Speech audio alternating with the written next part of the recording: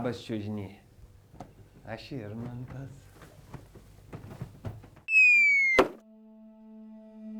Anksčiau dideli filosofai mąstydavo bačkose, o dabar didžiausi filosofai mąsto ant bėgių. Kaip prašė Arvydas Šliogeris, pasislėpti galima ir savo vidinėje kišenėje.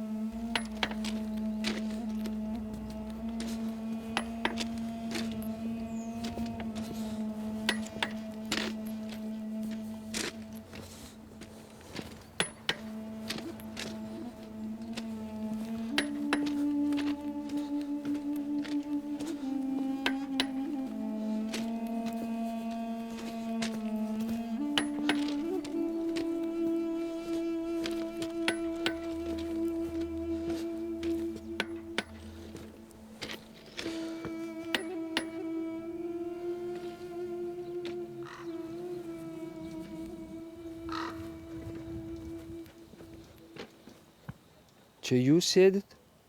Ką? Taip, sėdžiu. O aš stuksenu einu ir jaučiu, kad kažkas ne taip. Man jau gedimas koks, o čia jūs sėdit. Atleiskit, aš nenorėjau, aš tik sėdžiu. Atleiskit, bet aš nenoriu būti įžūlus, bet aš noriu pasakyti, kad čia vis dėlto bėgiai, čia nesoliukas. Tai aš žinau, kad čia bėgiai nesoliukas. Bet man taip patinka, žinot, sėdėti ant bėgių ir galvot. Apie ką jūs galvojat? Apie Sabonį. Apie Arvydą? Apie Arvydą Sabonį seniai negalvojau. Galima šalia jūsų prisėsiu? Taip, sėsk. Pasislinkite.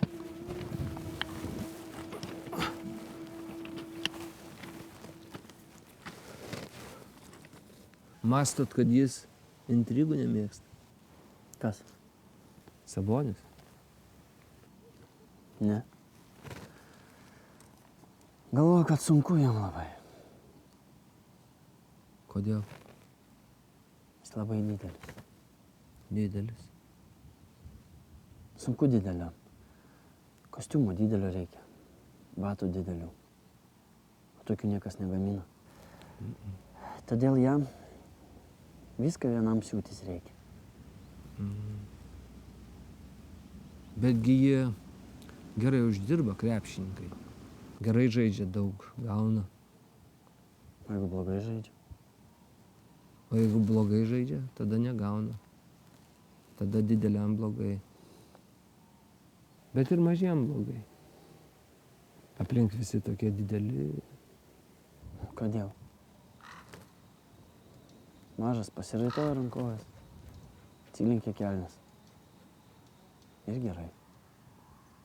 Arba nepasieki ko nors. Pasiimi taburetę, atsistoji ir pasieki. Čia traukiniai dažnai važiuoja? Dažnai. Man patinka traukiniai. Man irgi. Jie tokie dideli. Jiems taip sunku.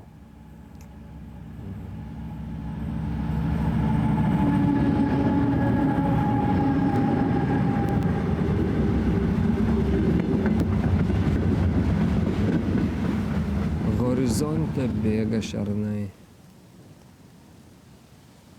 Kur? Ne dabar. Knyga tokia yra. Juozo. Apučio? Gal. Aš neskaičiau. Ir aš neskaičiau. Galima aš patikrinsiu bėgius? Galima, jeigu nori. Noriu. O jūs sėdėsit ir galvosit? Taip, Apie ką? apie Arvydą. Paklausykit, o kaip jums atrodo, jis 2,20? Ar dar yra keli milimetrai? O tai svarbu? Dabar jau ne.